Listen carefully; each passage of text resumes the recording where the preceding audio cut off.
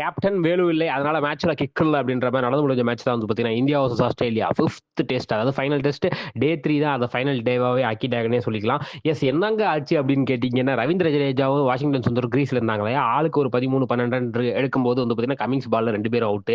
அதை தொடர்ந்து வந்து பார்த்தீங்கன்னா சிராஜ் ஒரு 4 ரன் அடிச்சா அப்படி பூம்ரா ஆட வருவாரா இல்லையா, காயத்திலிருந்து மீண்டுட்டாரா இல்லையா அப்படின்னு இருக்கும்போது வந்து பார்த்தீங்கன்னா பரவாயில்லங்க, என் நாட்டுக்காக நான் ஆடுறேன் அப்படின்ற மாதிரி வந்து பார்த்தீங்கன்னா பெருசாக ஒன்றும் ஆடல, 3 பால் தான் ஃபேஸ் பண்ணாரு, டக் அவுட் ஆயிட்டாரு. அதை தொடர்ந்து பிரசித் கிருஷ்ணா ஒரு ரன் அடிக்க வந்து பார்த்தீங்கன்னா 157 ரன்னுக்கு ஆல் அவுட் ஆயிட்டாங்க India. So plus 4 runs, 161 run, 162 run அடிச்சா உங்களுக்கு வந்து பார்த்தீங்கன்னா நீங்க வின்னு ஆஸ்திரேலியா அப்படின்ற மாதிரி டார்கெட்டை செட் பண்ணிட்டாங்க.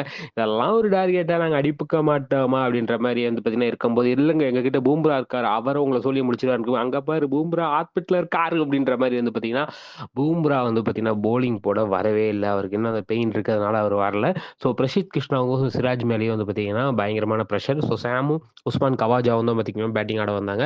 2 பேரும் வந்து பார்த்தீங்கன்னா பயங்கரமா ஆடுவாங்கன்னு எதிர்பார்க்கும்போது ஒரு 17 பாலுக்கு 22 ரன் சாம் இருக்கும்போது வந்து பார்த்தீங்கன்னா நம்ம பிரசித் கிருஷ்ணா பால்ல வாஷிங்டன் சுந்தர் கிட்ட கேட்ச் கொடுத்து அவுட் ஆயிட்டாரு. அதை தொடர்ந்து வந்து பார்த்தீங்கன்னா மார்ஷல் லபுஷன் வந்தாரு. லபுஷன் வந்து பார்த்தீங்கன்னா 6 ரன்லேயே பிரசித் கிருஷ்ணா முடிச்சு விட்டா. அப்படி ஸ்மித்தியும் வந்து பார்த்தீங்கன்னா 4 ரன்லேயே பிரசித் கிருஷ்ணா முடிச்சு விட்டா. அப்பா, பூம்ரா இப்போ மட்டும் தான் மேட்ச் நம்ம கையில், இப்போ ஏன் நம்ம கையில் இப்போ மேட்ச் இல்லையா அப்படின்னு இருக்கும்போது வந்து பார்த்தீங்கன்னா உஸ்மான் கவாஜா 45 பாலுக்கு 41 ரன் அடிக்கும்போது எப்படி மேட்ச் இருக்கும் அப்படின்ற மாதிரி. ஏன்னா டிராவல் செட் வந்து பார்த்தீங்கன்னா ஃபார்மு கொண்டு வந்துட்டீங்கன்னா 38 பால் 34 ரன் இருக்கும்போது வந்து பார்த்தீங்கன்னா உஸ்மான் கவாஜா வந்து பார்த்தீங்கன்னா 41 ரன்னுக்கு சிராஜ் பால் அவுட். அதை தொடர்ந்து வந்து பார்த்தீங்கன்னா வெப்ஸ்டர் வந்தார். வெப்ஸ்டரும் ஹெட்டுமே 2 பேருமே வந்து பார்த்தீங்கன்னா ஆளுக்கு தலா 34, ஆல்ரெடி சொன்ன மாதிரி ஹெட்.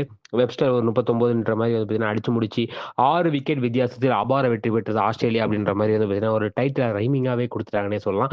ஸோ 5 மேட்ச் கொண்ட சீரீஸில் வந்து பார்த்தீங்கன்னா 3-1 அப்படின்ற அளவுக்கு வந்து பார்த்தீங்கன்னா லீட் எடுத்து ஜெயிச்சிட்டாங்க ஆஸ்திரேலியா.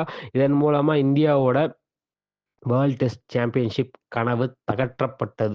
அவ்வளவுதான். போங்க சாம்பியன் ட்ரோஃபில பார்ப்போம் அப்படின்ற மாதிரி வந்து பார்த்தீங்கன்னா மனசை தேடிட்டு போயிருந்தேன். இதை பத்தி நீங்க என்ன நினைக்கிறீங்க? கமெண்ட் செக்ஷன் சொல்லுங்க. இந்த வீடியோ உங்களுக்கு பிடிச்ச லைக் பண்ணுங்க, ஷேர் பண்ணுங்க, மறக்காம தினமலர் சப்ஸ்கிரைப் பண்ணுங்க. நன்றி, வணக்கம்.